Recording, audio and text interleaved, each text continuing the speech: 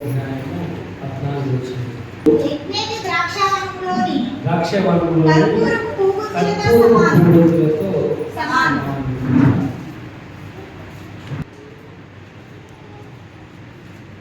పరలోకపు గీతం అనే యొక్క పరమగీతం మన చదివినట్లయితే ఈ యొక్క పుస్తకం అంతా కూడా డైలాగ్ ఫామ్లో ఉంటుంది. డైలాగ్ అంటే ఒక నాటిక మనం చూస్తూ ఉంటాం. ఆ నాటికలో చాలామంది క్యారెక్టర్స్ ఉంటారు. ఎవరి డైలాగు వాళ్ళకే ఉంటుంది. వాళ్ళ వాళ్ళ సమయాన్ని బట్టి వాళ్ళ యొక్క డైలాగ్ అనేది చెప్తూ ఉంటారు. కనుక ఈ యొక్క పుస్తకము అంతా కూడా డైలాగ్ ఫామ్లో ఉంటుంది. అదేవిధంగా ఒకసారి మనం ఆలోచన చేసినట్లయితే ఈ యొక్క పుస్తకము అనేది క్రీస్తు పూర్వం 965వ సంవత్సరంలో ఎందుకు సొలొమోను రాశాడంటే 1వ అధ్యాయం 1వ వచనంలో రాయబడుతుంది. సొలొమోను రచించిన 1వ రాజుల గ్రంథంలో చూసుకున్నట్లయితే 4వ అధ్యాయం 32వ వచనంలో రాయబడుతుంది. సొలొమోను 1005 పాటలు రాశాడు. 1005 కానీ ఇది కూడా సొలొమోను రాసిన ఒక పాట ఉండవచ్చు. కాబట్టి ఆ యొక్క పాటలో ఇది ఒక పాట పర్వగీతం. ఈ పుస్తకం ఒకసారి మనం చదివినట్లయితే ఒక భార్యాభర్తల మధ్య జరిగిన సంభాషణ వల్ల ఈ యొక్క పుస్తకం అనేది కనబడుతుంది. ఒక భార్య భర్త ఒక భార్య వారి యొక్క జీవితంలో భౌతికమైన సంబంధం కానివ్వండి, శారీరకమైన సంబంధం కానివ్వండి, ఆత్మ సంబంధమైన సంబంధం కానివ్వండి, ఏ విధంగా వారు ఉంటారో ఈ యొక్క సందర్భంలో ఈ పుస్తకము ఇంకా మనం బాగా చదివినట్లయితే ఒక క్రీస్తుకి సంఘమునకు ఉన్న మధ్య సంబంధ బాంధవ్యాన్ని వ్యక్తపరుస్తుంది. యేసు ప్రభుకి సంఘానికి మధ్య ఉన్న యొక్క బంధం. ఎందుకంటే సంఘముగా ఉన్న మనము పెళ్లి కుమార్తె కలిగించి ఉన్న యొక్క సంఘము పెళ్లి కుమారుడు ఏ విధంగా ఎదుర్కోబోతున్నాము అటువంటి యొక్క సంబంధాన్ని వ్యక్తపరుస్తున్నది. అటు చదువుతున్నప్పుడు యొక్క 1వ అధ్యాయం 10వ వచనం రాయబడుతుంది. నా ప్రియుడు ద్రాక్షవనములో ఉన్న కర్పూరపు పువ్వులతో సమానము. అంటే expression of the lover for his lover. ఒక ప్రేమికురాలు తన ప్రేమికుడు ఏ విధంగా వర్ణిస్తుందో ఈ యొక్క వచనం మనకి తెలియజేస్తుంది. మనం కూడా ఒకసారి ఆలోచన చేసినట్లయితే మనకి ఇష్టమైన వారిని మాటల్లో వర్ణించాలి అంటే ఇష్టమైన వారిని మాటల్లో వర్ణించాలి అంటే మనం అంటూ ఉంటాం మాటలు సరిపోవట్లేదు. ఒకసారి అంటే మనం అంటూ ఉంటాం ఒక మాటలో వారి ప్రేమ నేను వ్యక్తపరచలేదు అని. అంటే మనకి బాగా ఇష్టమైన వారిని ఒక మాటలో వర్ణించాలి అంటే వర్ణించలేము. అది ఇక్కడ ఈ యొక్క వచనంలో 1వ అధ్యాయం 10వ వచనంలో తన ప్రియుడిని ఆమె ఏ విధంగా వ్యక్తపరుస్తుందో ఇక్కడ మనకు కనబడుతుంది. నాకు నా ప్రియుడు ఎనిగేది ద్రాక్షవనములో ఉన్న కర్పూరపు పువ్వుల వంటి వాడు రాయబడుతుంది. ఏంటంటే నాకు నా ప్రియుడు ద్రాక్షవనమున కర్పూరపు పువ్వులతో సమానమైన. ఇక్కడ ఒక ప్రదేశం పేరు రాయబడుతుంది. ఆ ప్రదేశం పేరు ఇక్కడ మనం చదవగలం. నాకు నా ప్రియుడు అంటే ఆ యొక్క అర్థానికి పదానికి చాలా భావం అనేది బైబిల్లో. ఎనిగేది అనే పదం గురించి మనం ఆలోచన చేసినట్లయితే ఆది కాలం నుంచి కూడా ఆ యొక్క పదము బైబిల్లో తరచుగా వాడబడిన పదముగా ఈ ప్లేసు దావీదుకు చాలా ఇష్టమైన ప్రదేశం. అనేకమైన సార్లు దావీదు పారిపోయి దాక్కుని యొక్క ప్రదేశము ఇంకేది. ఇక్కడ 1వ సమూయేలు గ్రంథము 23వ అధ్యాయము ఆఖరి వచనంలో రాయబడుతుంది. సౌలు యొక్క భయం చేత దావీదు యొక్క తర్వాత దావీదు అక్కడి నుండి పోయి కొండ స్థలంలో నివాసము చేసినట్లుగా కనబడుతుంది. దావీదు తరచుగా దాక్కునే ప్రదేశం ఏంటంటే ఎంగేజ్. దీన్ని ఇంకా సింప్లిఫైడ్గా మనం అర్థం చేసుకోవాలి అంటే రాక్ ఆఫ్ ఎస్కేప్ అని కూడా అంటారు. అంటే తప్పించుకునే యొక్క ప్రదేశం. ఇప్పుడు చూడండి, పిల్లలు తప్పు చేసినప్పుడు వాళ్ళ నాన్న పడుతూ ఉంటాడు. కాబట్టి వాళ్ళు వెళ్ళి ఎక్కడ దాచుకుంటుందంటే వాళ్ళ అమ్మ వెనకాల. దానికి అర్థం ఏంటంటే ఆ చిన్న పిల్లవాడికి వాళ్ళ అమ్మ పండలాగా కనబడుతుంది. కాబట్టి నాన్న పడుతున్నప్పుడు దెబ్బలు ఎవరు తగులుతాయి అంటే అమ్మగా తగులుతాయి. ఆడికి మాత్రం ఒక దెబ్బ కూడా తగలలేదు. అప్పుడు ఆ పిల్లడు అనుకుంటాడు, మా అమ్మ నాకు ఒక పండలాగా కనబడుతుంది, ఎత్తైన పర్వతంలా కనబడుతుంది. ఎందుకంటే ఏ దెబ్బ తగలకుండా నన్ను కాపాడుతుంది. అలాగే ఇక్కడ రాయబడింది రాక్ ఆఫ్ ఎస్కేప్. మనం దావీదు తప్పించుకున్న చోటు 32వ కీర్తనలో రాయబడింది, నా దాగు చోటు. కాబట్టి దావీదు తరచుగా దాక్కునే చోటు యొక్క ప్రదేశముగా రాయబడింది. ఇంకొక అర్థం మనం చూసుకున్నట్లయితే డిసర్ట్ ఆఫ్ ఓయాసిస్. డిసర్ట్ అంటే ఏంటి? డిసర్ట్ అంటే ఏంటి? ఓయాసిస్ అంటే ఏంటి? ఓయాసిస్ అంటే ఏంటి? ఓయాసిస్ అంటే నీటి కొలను. ఎక్కడ? ఎడారి ప్రాంతంలో నీటి కొలను ఓయాసిస్ అంటారు. అంటే ఈ యొక్క ఎడారి ప్రాంతంలో ఎంతవైపు ఏ పక్కన చూసినా ఇసుక తప్ప ఏమి కూడా కనబడదు.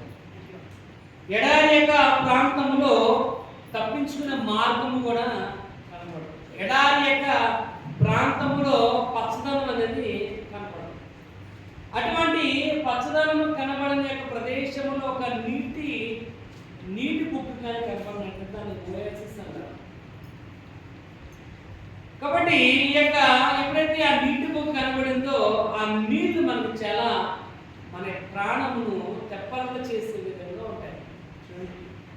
భయంకరమైన ఇక్కడ ఉడుకు వస్తుంది కదా, బయటికి వెళ్ళగానే ఒక చల్లటి వాతావరణము, ఆహ్లాదకరంగా ఉన్న వాతావరణం కనబడుతుంది. చల్లటి గాలి, పిల్లగాలి కనబడుతుంది.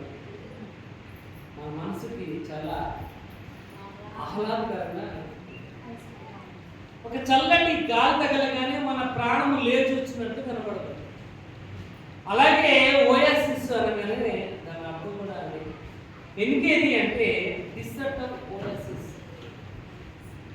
అంటే ఈ యొక్క ఎడారి ప్రాంతంలో ఒక నీటి బుగ్గ లాంటిది ఓయాసిస్. మన యొక్క జీవితంలో అనేకమైన శోధనల ద్వారా, ఇబ్బందుల ద్వారా, కష్ట నష్టాల ద్వారా ఎన్నో రకాలుగా మన మనసు అనేది సతమతం అయిపోతూ ఉంటుంది. మన మనసు నలిగిపోతూ ఉంటుంది. దేవుని వాక్య భాగం రాయబడింది, నలిగిన వారిని దెబ్బలు చేసేవాడు, తిరిగి నలిగిన హృదయమును బాగు చేసేవాడు. కానీ ఇక్కడ రాయబడుతుంది ఇది ఓఎస్ఎస్ లాంటిది. దావీదు యొక్క బెస్ట్ ప్లేస్ ఏంటంటే ఎన్గేది. ఈ యొక్క ప్రదేశములు తరచుగా దావీదు దాక్కునేవాడు. కాబట్టి ఇక్కడ రాయబడుతుంది ఈ యొక్క ప్రదేశంలో ఆలోచన చేసినట్లయితే 120 degrees ఉంటే 40 డిగ్రీల యొక్క టెంపరేచర్ ఉంటేనే మనం తట్టుకోలేము. 40 డిగ్రీల టెంపరేచర్ ఉంటేనే మన ప్రాణం ఎడిపోతుందో మనకి తెలియదు. వేడి 40 డిగ్రీలు ఉందనుకోండి, చెమటలు ఎంత భయంకరంగా కారిపోతాయో అంత భయంకరంగా అలాంటి ఈ యొక్క ప్రదేశంలో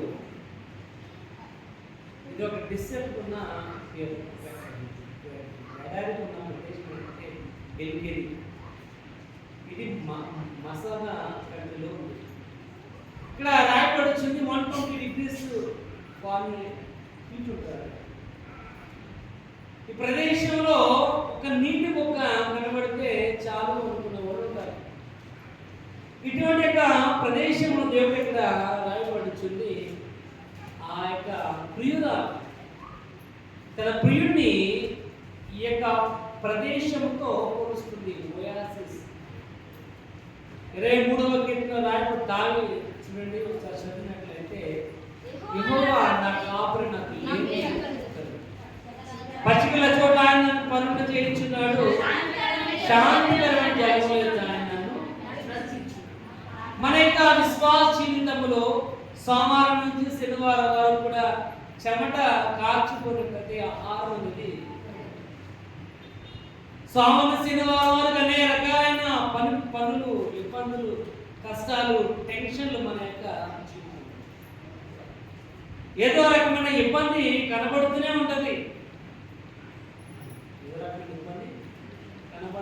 ఈ రోజు ఆదివారం నాడు ఫ్యాన్ కింద కూర్చుంటాం. నిన్నటి రోజున నేను ఈ టైంలో ఎంత చెమట కార్చేసానో, నిన్నటి దినం ఎంత ఇబ్బంది పడ్డానో అని దేవుని మాకు వాళ్ళు రాయవలసిన ఆయనే మన యొక్క హృదయములను తప్పనిచ్చేసి.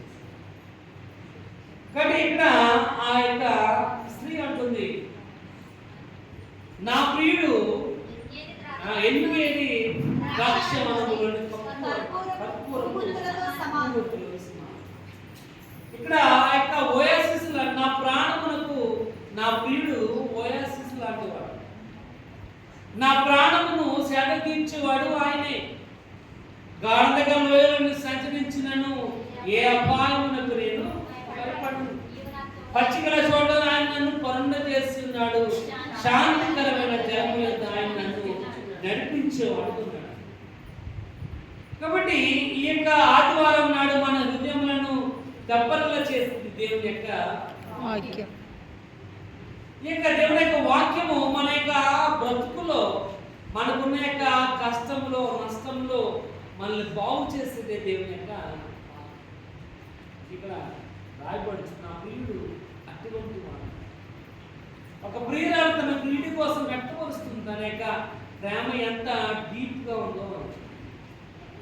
ఇక్కడ రాయబడుచున్నాడు, ఒకసారి చూడండి 104వ కీర్తన ఒకసారి చూద్దాం. 10వ వచనం నుంచి 18వ వచనం వరకు ఉన్న వచనాలను కనుక మనం చదివినట్లయితే ఈ 8 వచనాల్లో రాయబడుచుంది, ఆయన ఎటువంటి వాడు, ఆయన కొండల్లో నీటి బొగ్గలను పుట్టించు. కొండల్లో నీటి బొగ్గ అంటే ఆ యొక్క చిన్న నీళ్లు అనేక జీవులకి ప్రాణాన్ని ఇచ్చేదిగా. ఆ యొక్క అడవిలో ఒక నీటి కొలను అనేక మందికి దాహాన్ని తీర్చేదిగా ఉంటుంది. ఇక్కడ ఆ ప్రియురాలు అంటుంది, నా ప్రియుడు అటువంటి వాడు. దినమున దేవుని యొక్క వాక్యం వింటున్నాం. మనం కూడా మన యొక్క జీవితం ఒకసారి ఆలోచన చేసినట్లయితే సమస్యలు పోయిన మన యొక్క జీవితం, నలిగిపోతున్న మన యొక్క జీవితములను బాగు చేసేవాడు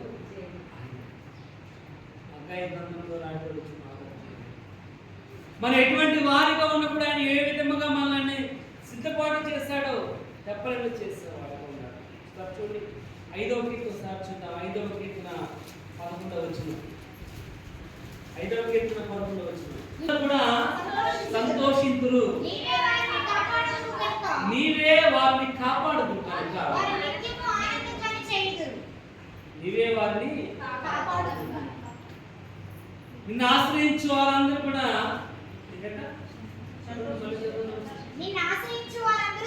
నిన్ను ఆశ్రయించు వారందరూ కూడా సంతోషించేదరు, యెహోవాను ఆశ్రయించు వారందరూ కూడా సంతోషించేదరు. ఆయన మన యొక్క జీవితమునకు ఓయాసిస్, ఆయన మన యొక్క జీవితము నలిగిపోతున్న మన ప్రాణమును ఆయన తెప్పర్లు చేసేవాడుగా ఉన్నాడు.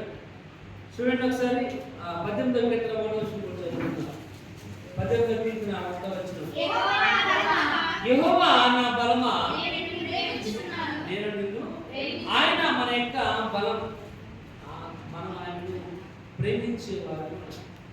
ఆ 18వ అధ్యాయం అంతా 18వ కీర్తన అంతా కూడా యేసు ప్రభు ఏ విధంగా మనల్ని కాపాడుతున్నాడు, ఏ విధంగా ఆయన మనల్ని మన యొక్క జీవితంలో ఓయాసిస్ వల్ల ఉన్నాడో ఆ కీర్తన వ్యక్తపరుస్తుంది. యేసు ప్రభు మన యొక్క జీవితంలో ఎటువంటి మన యొక్క జీవితంలో చాలా ఆలోచిస్తున్నట్టే చెమట మార్చినదే ఆహారం. ఆరుగడలు రాయబడుతుంది, నీ చెమట భూమి మీద పడకపోయినట్లయితే నీకు ఆహారం అనేది చెమట వచ్చి ఆహారాన్ని సంపాదించుకుంటామని రాయబడుతుంది. కాబట్టి మన యొక్క జీవితంలో ఎన్ని శ్రమలు ఇబ్బందులు వచ్చినప్పటికీ అలసిపోయిన వారిని దెబ్బలు చేసేవాడు, అలసిపోయిన వారిని బాగు చేసేవాడు ఆయన. అందుకంటే నా ప్రియుడు అటువంటి వాడు, ప్రియురాలకు రక్తం వస్తుంది, తన ప్రియుడు ఎటువంటి వాడు. సంఘములో ఉన్న మనము మన యొక్క ప్రియుడిని మనం కూడా వ్యక్తపరచాలి.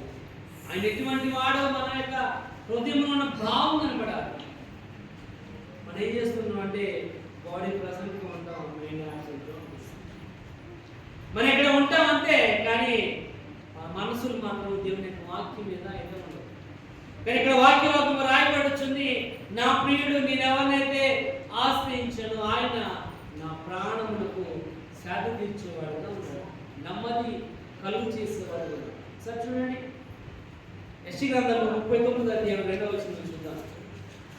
పుట్టించు దేశం అని రాయబడుతుంది. ఎందుకంటే అలసట పుట్టించు దేశం అని రాయబడుతుంది. అంటే ఏంటి? దేశంలో ఏముంది? అలసట అనేది. మనం అలసిపోతూ ఉంటాం. మనం ఏం చేస్తూ ఉంటాం? అలసిపోతూ పొద్దున్న లేచి అంటామా, పొద్దున్న లేచి ఒక పావుగంట చీపురు పట్టుకుంటేనే మనం ఏం చేస్తూ ఉంటాం? అలసిపోతాం. ఏం చేస్తాం? అలసిపోతాం. పని ఎవరినే పని మన పని మనం 5 నిమిషాలు చేస్తే ఏమవుతాడే? అలసిపోతూ ఉంటాం. అలసిపోయినప్పుడు తల్లి, అమ్మ నువ్వు పని చేయద్దమ్మా, వెళ్ళి ఫోన్ చూడమ్మా అన్నాడు. అవసరం ఏమైపోతుంది? అవసరం అంతా కూడా ఎప్పుడు వెళ్ళిపోతుంది, మాయమైపోద్ది అంటే. అప్పుడు దాకా నేర్చు మా పెద్ద మేలే చేస్తూ ఉంటాం, ఈ బాబాయ్ కాళ్ళు అయిపోతుంది అన్న మానే మన గంట అక్కడ ఇంచిపోయి పని చేస్తుంది. ఇక్కడ రాయబడుచుంది వాక్యం ఏంటంటే అలసట పుట్టించు దేశమున. అంటే ఈ యొక్క దేశంలో ఏముందంటే అలసట ఉంది. అనేక రకాలుగా మనం అలసిపోతూ ఉంటాం. మన యొక్క కుటుంబ జీవితంలో, విశ్వాస జీవితంలో, విశ్వాసంలో కూడా మనం అలసిపోతూ ఉంటాం. ఇంకెంతకాలం నేను విశ్వాసం చూపించాలి? ఎప్పుడప్పుడు తెలుసుకో. ఆయన ఒక్కనాడు వచ్చేస్తే మాను నేను వెళ్ళిపోతాను, అలసిపోతున్నాను. ఇక్కడ రాయబడొచ్చింది అలసిపోయినది యొక్క జీవితము తెప్పరగా చేసేవాడు ప్రియుడు. రాయబడి నా ప్రియుడు ఇక్కడ రాయబడుతుంది. నా ప్రియుడు ఎటువంటి వాడంటే ఎన్నికేది ద్రాక్షవనము వంటి వాడు. ఆయన నా యొక్క జీవితములకు ఓయాసిస్ వంటి వాడు. చూడండి 69వ కీర్తన 32వ వచనం చూద్దాం. 69వ కీర్తన 32వ వచనం, వారలారా ఎవరైతే తన ప్రియుడిని కనుగొంటాడో వాడి ప్రాణము యెహోవా తెప్పరగా చేసేవాడు. వాడు ఇక్కడ అంటున్నాడు నా ప్రియుడు ఎటువంటి వాడో వ్యక్తపరుస్తుంది అక్కడ. ఒకటి నా ప్రియుడు ఎన్కేది రాక్ ఆఫ్ ఎస్కేప్. ఆయన ఎటువంటి వాడు? నాకు స్ట్రాంగ్ హోల్డ్స్ కోటలు యెహోవా నమ్ముకునే నా దుర్గము, ఆయన శైలము, నేను ఎవరి ద్వారా కూడా అపహరింపబడను. అటువంటి వాడు ఆయన మనకి ఎంతైనా కొండ కోట, నమ్ముకున్న యొక్క సహాయకుడు. ఆపత్కాలంలో ఆయనను సహాయం చేసేవాడు. రాయబడి నా ప్రియుడు అటువంటి వాడు. అదే వచనంలో రాయబడుతుంది నా ప్రియుడు ఎన్నికైతే ద్రాక్షవనములోని కర్పూరపు సమానమైన కర్పూరపు. కర్పూరం అంటే మనం ఆడుతూ ఉంటాం కదా కర్పూరం. కర్పూరం చాలా మంచి సువాసన. కర్పూరాన్ని అమ్మ కొబ్బరి నూనెలో వేసి రాసుకుంటారు. చాలా మంచిది, యాంటీబయాటిక్. క్లస్టర్ ఆఫ్ బ్లాసమ్ అంటే కొన్ని పువ్వులతో సమానమైన వాడు. ఎక్కడ వెలిగేది ద్రాక్షవనములో ఉన్న ద్రాక్ష తోటలు కర్పూర పువ్వుతులు కనపడుతున్నాయి. మనం దాని వెళ్తున్నాడు అనేక రకాల మొక్కలు కనపడుతూ ఉంటాయి. కానీ కొన్ని మొక్కలేమో ఆకు రాలిపోయి కొత్త చిక్కులు కనపడుతున్నాయి. ఆ కొత్తగా చిగురుచున్న చెట్లు చూడగానే ఎంతో ఆహ్లాదకరంగా సంతోషకరంగా ఉంటుంది. చాలా అందంగా కనబడుతున్న చెట్టు. అలాగే ఇక్కడ రాయబడుచుంది ఎనిమిది ద్రాక్షవనములో కర్పూరపు పువ్వుతులు లాంటి వాడు నా యొక్క ప్రియుడు. అంటే ఆ ద్రాక్షవనములో ఒక స్పెషల్ గుర్తింపు కలిగిన వాడు కనబడుతుంది. ఒక ప్రత్యేకమైన వాడిగా కనబడుతున్నాడు. ఎవరు? తన యొక్క ప్రియుడు. కానీ ఒకటి ఇక్కడ రాయబడుచున్నట్లుగా, ఒకటి ఆయన మన యొక్క జీవితమునకు ఓయాసిస్ లాంటి వాడు. రెండోది నీ ప్రియుడు నీ యొక్క జీవితమునకు ఒక ప్రత్యేకమైన వాడిగా రాయబడుతుంది. ఎందుకు ప్రత్యేకమైన వాడు అంటే అనేక రకాలైన వనాలు కనబడుతున్నాయి, ద్రాక్షవనము. కానీ నా ప్రియుడు కర్పూర పువ్వులతో సమానంగా పెర్ఫ్యూమ్. కర్పూరం అంటే సువాసన వచ్చింది. దోమ మన ఇంట్లో ఉండకూడదు అనుకోండి. దోమ ఇంట్లో ఉండకూడదు అనుకోండి. కర్పూరం పెడితే పారిపోతున్నాం, దాని వాసన పడదు. కాబట్టి ఆ పెర్ఫ్యూమ్ ఒక ప్రత్యేకమైన వాడు. ఇక్కడ మనం కూడా పెర్ఫ్యూమ్ కొంటాం. చాలా రకాలు ఉంటాయి. ఉన్నాయన్నీ కూడా మనం కొనం. ఆ ఉన్నట్లో మనకు ఒక ఫ్లేవర్ నచ్చుతుంది, స్పెషల్. అన్నీ ఉంటాయి. ఇంకా దానికంటే తక్కువ రేటు ఉంటాయి. మనం అనుకున్న ఫ్లేవరే ఉంటాయి. అనుకున్న వాసన మనకి ఆహ్లాదం ఇచ్చేది. రాయబడింది నా ప్రియుడు నా యొక్క జీవితంలో స్పెషల్, ఒక ప్రత్యేకం. అంటే ఇక్కడ రాయబడుతుంది, ఇంగ్లీష్ ట్రాన్స్లేషన్లో రాయబడుతుంది గోరింటాక్ అని. గోరింటాక్ మనకు అందరూ బాగా తెలుసు. ప్రతి ఆషాఢానికి ఎక్కడ గోరింటా చెట్టు ఉందో, ఇక్కడ గోరింటా చెట్టు ఉందో వాళ్ళని అడిగినా అడగకపోదు, దొంగతనంగా అయినా పూజ చేసుకుంటాం. ఎందుకంటే గోరింటాకు పెట్టుకోవాలి, కాలం పెట్టుకుంటారు, చేసుకున్నాం. చేయగానే మోచేస్తారు. పెళ్ళికి అలంకరించాలంటే ఫోన్ ఇక్కడ దాకా కట్టదు కదా. ఎందుకంటే మన అందంగా అలంకరించడానికి గోరింటాకు అనేది వాడతారు. కానీ అందుకంటే ఎక్కువగా రాయబడి గోరింటాకు అనేది ఆయుర్వేదంలో బాగా ఉపయోగిస్తారు. చాలా రకాలైన మెడికల్ టర్మ్స్ ఉపయోగిస్తారు. మెడికల్ ట్రీట్మెంట్లో గోరింటాకు అనేది ఇక్కడికి రాయబడుతుంది. అటువంటి ప్రత్యేకమైన వాడు. అటువంటి చెట్లు ఏంటి ఏవి కూడా మనకు తెలుస్తుంది. ఏంటంటే ఒకటి చేతులు పెట్టుకుంటాం, ఒకటి చేతులు పెట్టుకుంటాం, రెండో తల పెట్టుకుంటాం. అందుకని ఎక్కువ వాడదు. కానీ మెడికల్లో కనుక ఆలోచించే ప్రతి దాంట్లో కూడా దీని సారం అనేది ప్రత్యేకమైనది. ఇక్కడ రాయబడుతుంది నా ప్రియుడు ఒక స్పెషల్ నాయకుల జీవితం ప్రత్యేకమైన. కానీ ఇక్కడ రాయబడుచున్న మాట అదే చూడండి, 2వ అధ్యాయం 3వ వచనం చూద్దాం. వృక్షములలో నా ప్రియుడు అట్లున్నాడు. ఎందుకంటే అడవి వృక్షములలో జల వృక్షం ఎట్లున్నదో పురుషులలో నా ప్రియుడు చాలా స్పెషల్. ఇక్కడ యేసుప్రభు కూడా మన యొక్క జీవితం చాలా స్పెషల్, ప్రత్యేకమైన వాడు. ఎందుకు ప్రత్యేకమైన వాడే అంటే ఆయన యొక్క నిష్కలంకమైన రక్తము ద్వారా నీకు విమోచన అనేది. గొర్రెల యొక్క, మేకల యొక్క, కోడల యొక్క రక్తం వలన విమోచన అనేది లేదు. ఒకే ఒక రక్తము 1 పేతురు 2వ అధ్యాయంలో రాయబడి నిష్కలంకమైనది అని, పరిశుద్ధమైనది అని. ఇక్కడ ఆ యొక్క రక్తము ద్వారా ఆయన మనల్ని విమోచించాడు కనుక ఈ స్పెషల్ టు మీ. మరి మీకు ఆయన స్పెషల్ కాదు నాకు తెలియదు, కానీ ఆయన మాత్రం నాకు చాలా స్పెషల్, ప్రత్యేకమైన వాడు. ఎందుకంటే పాపంలో నా యొక్క జీవితమును ఆయన యొక్క స్వరక్తమిచ్చి ఆయన నన్ను కొనుక్కున్నాడు, నన్ను కడిగాడు. వీళ్ళెవరు ప్రభు అంటే వీళ్ళ మహాశ్రమలో నుండి వచ్చిన వారు గొర్రెపిల్ల రక్తంలో తమ వస్త్రములను ఉతుకుని తెలుపు చేసుకున్నారు. ఆ తెలుపు చేసుకున్న వారిలో నేనున్నాను. ఎందుకంటే ఆయన నాకు చాలా ప్రత్యేకమైన వాడు.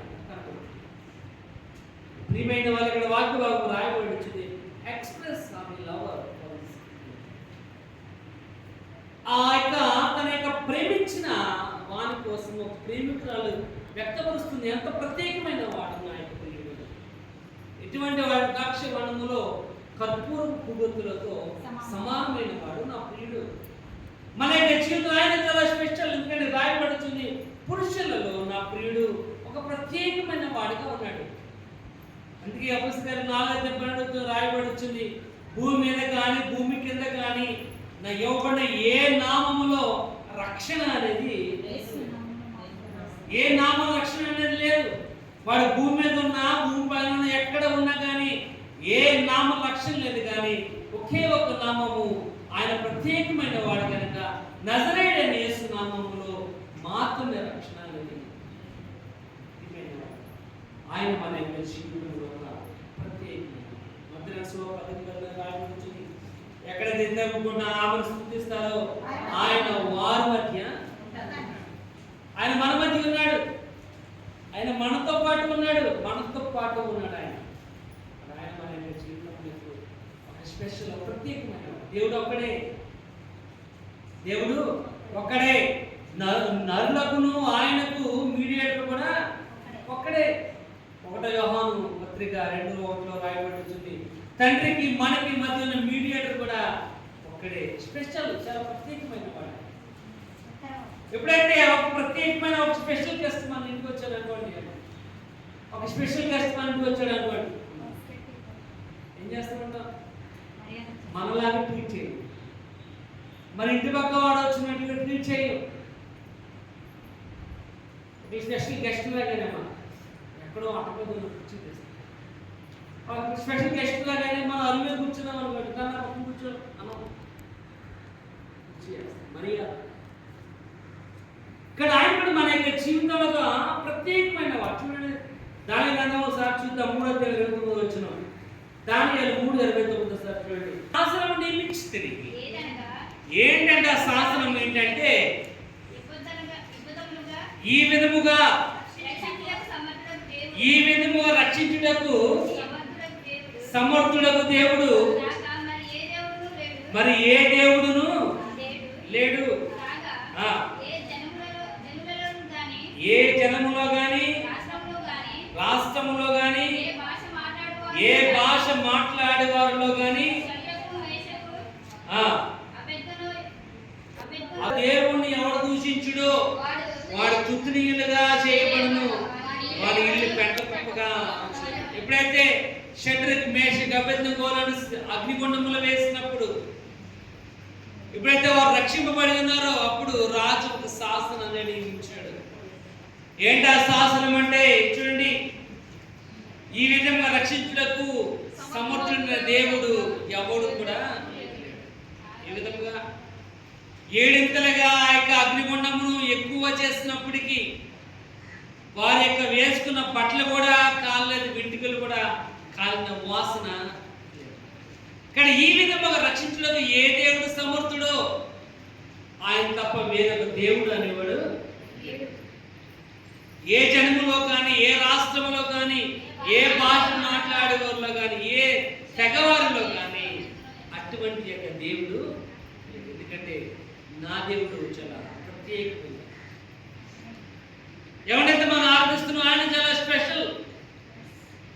ఇక్కడ రాయబడి వచ్చింది, ఎవరైతే దేవుణ్ణి దూషిస్తారో వాడు తుత్తునీయులుగా చేయబడినంటే ముక్క ముక్కలుగా నరికివేయబడతారు, వాని ఇల్లు పెంట కుప్పగా చేయబడుతుంది. ఎందుకంటే ఆయన చాలా ప్రత్యేకమైన వాడని శాస్త్రం మనకి జాగ్రత్త. ఇక్కడ ప్రియమైన వాళ్ళ దేవుని యొక్క వాక్య భాగము రాయబడుచు ఆయన మన యొక్క జీవితం చాలా స్పెషల్, ప్రత్యేకమైన వాడు. ఇక్కడ రాయబడుచున్న ఒకటి, తన ప్రియుడు ఎటువంటి వాడు అంటే ఒకటి ఓయాసిస్ లాంటి వాడు, తెప్పలు చేసేవాడు. సొమ్మసిల్లిపోయిన తనని తన వాక్యము ద్వారా ఓయాసిస్ వలె ఉత్తేజపరిచేవాడు అని రాయబడుతుంది. రెండోది రాయబడుతుంది కర్పూర వనములోని పూగుత్తుల వంటి వాడు. మూడోది రాయబడుతుంది అదే వచ్చినప్పుడు, నా ప్రియుడు ఎందుకంటే ద్రాక్షవనము వంటి వాడు. మూడోది ఏంటంటే ద్రాక్షవనం. ద్రాక్షవనం అంటే ద్రాక్ష తోట. మనకు తెలిసేమో మనం ఏం చేస్తూ ఉంటామంటే మనం చాలా మంచి కాబట్టి మనం ఏం చేస్తూ ఉంటాం, ద్రాక్ష పెడుతున్నప్పుడు గిద్దలన్నీ ఇక్కడ పాడతాం. మాయిశ్చరైజింగ్ వాడతాం, బాడీ ఏం వాడతాం, స్కిన్ లోషన్ వాడతాం. మన చర్మము గుడారిపోకుండా ఉండడానికి అనేక రకాల వాషులు అనేవి వాడతాం. కాబట్టి సూర్యుడి నుంచి మనకి ఏమొస్తాయంటే ఏమొస్తాయి, కిరణాలు వస్తాయి. అవి ఓజోన్ పొర ఉంటాయి. అవి ఫిల్టర్ చేయబడి మన శరీరానికి ఎంత వేడి కావాలో అంత వేడి మాత్రమే కిందకు వస్తుంది. కానీ ఓజోన్ పొర లేదనుకోండి, ఆ సూర్యుడి డైరెక్ట్ కిరణాలు మన బాడీ మీద పడగానే మన బాడీ బొమ్మలు వచ్చాయి, ర్యాషెస్ వచ్చాయి, స్కిన్ ప్రాబ్లమ్స్ అనేవి వచ్చాయి. కాబట్టి కెమికల్గా చెప్పేది ద్రాక్ష పండులో ఉన్న గింజల్ని ఈ యూవీ లైట్స్ అంటే కిరణాలు, సూర్యుడి నుంచి వచ్చే కిరణాలని కంట్రోల్ చేసే శక్తి అనేది. కాబట్టి మనం వాడే ఈ స్కిన్ లోషన్స్ అన్నింటిలో కూడా ద్రాక్ష గింజలు అనేవి వాడతారని సైంటిఫిక్గా ఉంది. కానీ ఇక్కడ రాయబడుతుంది అంటే దాన్ని వాడటం వల్ల మన స్కిన్కి ఎటువంటి ర్యాషెస్ అనేవి. మూడోది రాయబడిన ఆ ప్రియుడు ఎందుకైతే ద్రాక్షవనము వంటి వాడు. చూడండి అదే 2వ అధ్యాయం సార్ చూద్దాం. 5వ వచనం చదవండి. కిస్మిస్ మనం ఏమంటామంటే కిస్మిస్ అంటాం. మనం ఏమంటాం కిస్మిస్. ఆ కిస్మిస్ అంటే ఏంటంటే మా ఎండిపోయిన ద్రాక్ష పళ్ళని కిస్మిస్ అంటాం. ఎండిపోయిన ద్రాక్ష. కానీ అవి చాలా స్పెషల్, కాస్ట్లీ కూడా. చిన్నపిల్లలకి ఏమా, ఎవరికి చిన్నపిల్లలు అవి నానబెట్టి ఏమా ఆ గుజ్జు తీసి పట్టేస్తారు. మనం పట్టించాం.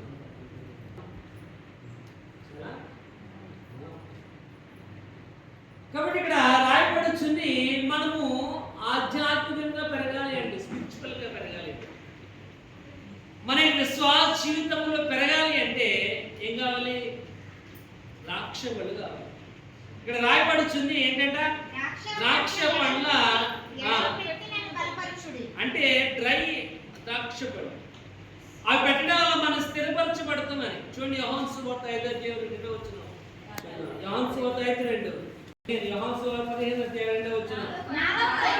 నాలో ఫలింపని ప్రతి తీగని తీసి పారవేయును, ఫలించు ప్రతి తీగె మరి ఎక్కువగా ఫలించాలి. ఏంటంటే ఫలించే తీగె మరి ఎక్కువగా ఫలించాలి అంటే ద్రాక్షవల్లితో సంబంధాన్ని కలిగి ఉండాలి. ఫలించు తీగె మరి ఎక్కువగా ఫలించాలి అంటే మన యొక్క జీవితంలో ఉన్న యొక్క విశ్వాసం ఇంకా అభివృద్ధి పరచబడాలి అంటే ద్రాక్షవల్లితో మనము కనెక్టింగ్ అయి ఉండాలి. అంటే ఇక్కడ రాయబడుచుంది ద్రాక్ష పండుల చేత ఆయన నన్ను స్థిరపరచువాడుగా ఉన్నాడు. ద్రాక్ష పండులు అవి మన యొక్క జీవితంలో సపోర్టింగ్. ఎందుకంటే యేసు ప్రభు ఒక్కడే మన యొక్క జీవితమునకు అభివృద్ధి కలుగు చేసేవాడు ఆయన. కాబట్టి ఆయనను ఆ ప్రియురాలు పోలుస్తుంది, నా ప్రియుడు ద్రాక్షవనము వంటి వాడు. ఎందుకంటే ఆమె యొక్క జీవితంలో అభివృద్ధి అనేది కలగాలి అంటే, విశ్వాస జీవితంలో పెరుగుదల అనేది కలగాలి అంటే ఏం కావాలి, ఆయన ఇచ్చే ఆహారము కావాలి. అందుకే ఫలించు తీగె మరి ఎక్కువగా ఫలించాలి అంటే, ఫలించు తీగె మరి ఎక్కువగా ఫలించాలి అంటే ద్రాక్షవల్లితో సహవాసం కలిగి ఉండాలి. 3వ గ్రంథములో 19వ అధ్యాయంలో ఏలియా ప్రాణభయము చేత పారిపోతున్న సమయంలో బదరీ వృక్షం కింద కూర్చున్నాడు. అలసిపోయాడు, సొమ్మసిల్లిపోయాడు. ఒక దూత కనపడి తట్టి లేపగానే, భోంచేయమని చెప్పగానే నిప్పుల మీద కాల్చబడిన కొన్ని రొట్టెలు మాంసం కనపడ్డాయి.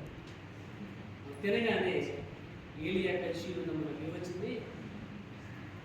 బలం అనేది బలం వచ్చింది. మళ్ళీ సమస్యలు పడిపోయాడు, మళ్ళీ పడుకుని పోయాడు. అక్కడ రాయబడి వచ్చింది రెండవసారి 7వ వచనంలో, రెండవసారి దూత వచ్చి లేపింది. మళ్ళా అంటుంది, నీకు శక్తి మించిన పని అనేది, శక్తి మించిన పని. మన బలానికి ఎక్కువగా పని ఉంది. మనకి బలానికి సరిపడా పని కాదు, బలానికి ఎక్కువ పని ఉంది. కానీ ఎక్కువ పని చేయాలి అంటే మనలో ఏం కావాలి? శక్తి కావాలి. శక్తి కావాలంటే 2 ఓఆర్ఎస్లు తాగడం కాదు. శక్తి కావాలంటే 2 ఓఆర్ఎస్లు, దాంట్లో 5 చెంచాల చక్కెర ఉంటుంది. దాంట్లో 5 చెంచాల చక్కెర కాదు మనకు కావాల్సింది. శక్తికి మనకి ఉన్న బలానికి కావాలంటే ఎక్కువ బలం ఉంది. ఎక్కువ బలం కావాలంటే ఎక్కువ శక్తి కావాలి. ఎక్కువ శక్తి కావాలి అంటే చూడండి, రాయబడుతుంది వచనం 7వ వచనంలో, ఆ దూత లేపగానే అక్కడ లేచి భోజనం చేసి ఆ భోజన బలము చేత 40 పగళ్ళు 40 రాత్రులు కూడా నాన్ స్టాప్ గా నడిచేటట. ఇంతకుముందు ఏంటన్నాడు? కాల్చిన రొట్టెలు మాంసం తిన్నాడు. అంతేనా? 5వ వచనంలో ఉంది. కాల్చిన రొట్టెలు మాంసం తిన్నాడు. తినగానే మైకు వచ్చేసింది. తినగానే మనం కూడా ఆదివారం రాగానే తినొస్తాం కాబట్టి చర్చిలో రాగానే వస్తుంది, మైకు వచ్చేస్తుంది. ఇంటికాడ కూర్చుంటే మనం మైకు రాదు. ఇంటికాడ కూర్చుంటే మైకు రాదు. మనం తినొస్తాం కాబట్టి రాగానే ఏమొస్తుంది? మైకు వస్తుంది. ఏలియా తిన్నాడు. తినగానే ఏమవుతుందంటే మైకు వచ్చి మళ్ళీ పడుతుంది. లేపి భోంచేమని చెప్పగానే ఏంటంటే అక్కడ రాశారా? అతను లేచి భోజనము చేసి అన్నాడు. అంటే ఏముంది అక్కడ లేచి ఏం చేశాడు? భోజనం చేశాడు. ఏం తిన్నాడు? 5వ వచనంలో రాశారు ఏమని? కాల్చిన రొట్టెలు మాంసం అని. మళ్ళీ రొట్టె మాంసం తిన్నాడా? చెప్పాలి. మళ్ళీ రొట్టె మాంసం తిన్నాడా? మనం అనుకోండి మనం పొద్దున వండుకున్న కూర అతి కష్టం మీద రాత్రి తింటాం. పొద్దున వండుకున్నది అతి కష్టం మీద రాత్రి తింటాం. అంతే తప్ప తెల్లారి మిగిలిందంటే మళ్ళీ దాని ఎంత చూడాలి. వీళ్ళెప్పుడు అటువంటి వాడే కదా, అటువంటి మనిషే కదా. కానీ ఇక్కడ దేవుడు ఇచ్చిన ఆహారం ఎప్పుడైతే తిన్నాడు, 40 రోజులు నాన్ స్టాప్ గా నడకేగా, స్టాప్ లేని కాదు. ఎందుకంటే అటువంటి బలాన్ని ఇచ్చేవాడు ప్రభు అయిన క్రీస్తు మాత్రమే. అటువంటి యొక్క ఉద్యమాన్ని కలుగజేసేవాడు ఆయన మాత్రమే. ఇక్కడ రాయబడి వచ్చింది, నా ప్రియుడు ద్రాక్షవనము వంటివాడు. ఎందుకంటే నన్ను బలపరచువాడు, నన్ను స్థిరపరచువాడు. మన విశ్వాస జీవితంలో అభివృద్ధి పరచబడాలి అంటే ఆ ద్రాక్షవలతో మనం కనెక్టింగ్ అయ్యింది. చూడండి, అదే యోహాను 15:4 వచ్చిన 4-5 వచ్చిన యోహాను వార్త 15:4-5 వచ్చిన, నా యందు నిలిచి ఉండు, మీ యందు నేను నిలిచి ఉండును. తీగే ద్రాక్షవల్లిలో నిలిచి ఉంటేనే గాని తనంతట తాను అనేది అభివృద్ధి అనేది, తీగే తనంతటి తానుగా అభివృద్ధి అనేది కలదు. ఆ తీగ అభివృద్ధి పరచబడాలి అంటే ద్రాక్షవల్లిలో ఉంటేనే గాని అన్నాడు ఆయన. కానీ మనకు మన యొక్క జీవితంలో అభివృద్ధి అనేది కలగాలి అంటే ఆ ద్రాక్షవల్లి అనే క్రీస్తుతో పాటు మనము కలిసి ఉంటేనే తప్ప. నేను నిజమైన ద్రాక్షవల్లి, నా తండ్రి. ఇక్కడ ఆయన నిజమైన ద్రాక్షవల్లి కనుక ఆ ద్రాక్షవలతో ఉంటేనే గాని మన యొక్క జీవితంలో అభివృద్ధి అనేది కలుగుతుంది. సంఘం అక్కడ ద్రాక్షవనం అంటే సంఘం. సంఘం అభివృద్ధి పరచబడాలి అంటే ద్రాక్షవలతో కలిసి ఉండాలి. సంఘం అభివృద్ధి పరచబడాలి అంటే ద్రాక్షవలతో ఉండాలి. యేసు లేనిదే యేసు లేని నడవలేను, ఒక అడుగైనా వేయలేను అంటే పాడతాం అంతే అని పాట పాడతాం తప్ప ఇప్పుడు కూడా ఆయన మనం వేస్తున్న అడుగులో జ్ఞాపకం అనేది చేసుకో. యేసు లేని నడవలో ఒక అడుగైనా వెయ్యలేను అంటాం అంతే తప్ప ఆయన మీద పరిపూర్ణమైన ఆయుష్ కానీ పరిపూర్ణమైన భావం కానీ మనం పెట్టాం మనం అంటూ ఉంటాం అంతే. కానీ ఇక్కడ రాయబడి చేస్తూ లేనిదే చూడండి. యోహాను సువార్త 6:57 చూద్దాం. జీవాహారం నేనే, ఎవడైనా నీ ఆహారం తిన్నట్లయితే ఎల్లప్పుడూ వాడు. ఇక్కడ రాయబడితే పరలోకం వచ్చిన జీవాహారం నేనే, ఎవడైనా ఈ యొక్క జీవాహారం తిన్నట్లయితే ఎల్లప్పుడూ జీవించేవాడు ఉంటాడు. అందుకే ఇక్కడ ఆ ప్రేమికుడు అంటారు, నా ప్రియుడు ద్రాక్షవనము అంటాడు, నా ప్రియుడు కర్పూరపు పూదోటలు అంటాడు, నా ప్రియుడు ఓయాసిస్ ఆయన మన యొక్క జీవితమునకు బలము చేకూర్చేవాడు ఆయనే. నేనే మార్గమును సత్యమును జీవమును, నా ద్వారా తప్పాడు తండ్రి వద్దకు చేరలేడు. ఆయనే మార్గము. దేవుని యొక్క వాక్య భాగం రాయబడి వచ్చింది. ప్రియురాలు తన ప్రియుడి కోసం కట్టబడుతుంది. నా ప్రియుడు నాకు చదవడం వచ్చిన 1:14, నా ప్రియుడు నాకు తెంకేది ద్రాక్షవనంలోని కర్పూర పువ్వులతో సమానమైన వాడు. ఆయన మన జీవితంలో చాలా స్పెషల్ పిక్యులర్, మన యొక్క జీవితంలో చాలా ప్రాముఖ్యమైన వాడు. ఆయన లేకపోయినట్లయితే మన యొక్క జీవితంలో విమోచన అనేది, ఆయన శిలువను జ్ఞాపకం చేసుకున్నట్లయితే మన యొక్క జీవితంలో అర్థం అనేది లేదు. మనం బ్రతుకున్నంత కాలం కూడా ఆయన మీద ఆధారపడమే మన యొక్క బాధ్యత. వాళ్ళ తన ప్రియురాలు తన ప్రియుడి కోసం పాట పాడుతుంది. నా ప్రియుడు నాకు చాలా స్పెషల్, ప్రత్యేకమైన. ఇక్కడ ఆయన కూడా యేసులో కూడా మన యొక్క జీవితంలో చాలా స్పెషల్. ఆయన లేకపోతే మనకు రక్షణ అనేది, ఆయన లేకపోతే మన యొక్క జీవితంలో విమోచన అనేది లేదు. ఎందుకంటే 51 రాయబడి వచ్చి పాపంలో నేను పుట్టినవాడను, మన యొక్క జీవితం అంతా పాపం అనే అంధకారంలో ఉంటుంది. ఆ అంధకారం నుండి మనం బయటికి రావాలి అంటే విమోచకుడు అయిన యేసు ప్రభు యొక్క రక్తం ద్వారా మనము కడిగి పరిశుద్ధపరచబడిన వారికి ఉండాలి. ఎందుకంటే ఆయన మన యొక్క జీవితం స్పెషల్. ఆయన మన యొక్క జీవితంలో అభివృద్ధి కలిగి చేసేవాడు. ఆయన మన యొక్క జీవితం అలసిపోయిన మన యొక్క జీవితము తెప్పరలు చేసేది, వయస్సు లాంటిది. అటువంటి ఆయన మనం జ్ఞాపకం చేసుకుంటాం. మన జీవితం ఆయన మీద ఆధారపడి జీవించినట్లయితే మన యొక్క మనస్సులను ఆయన తెప్పరలు చేసిన వాడుగా ఆయన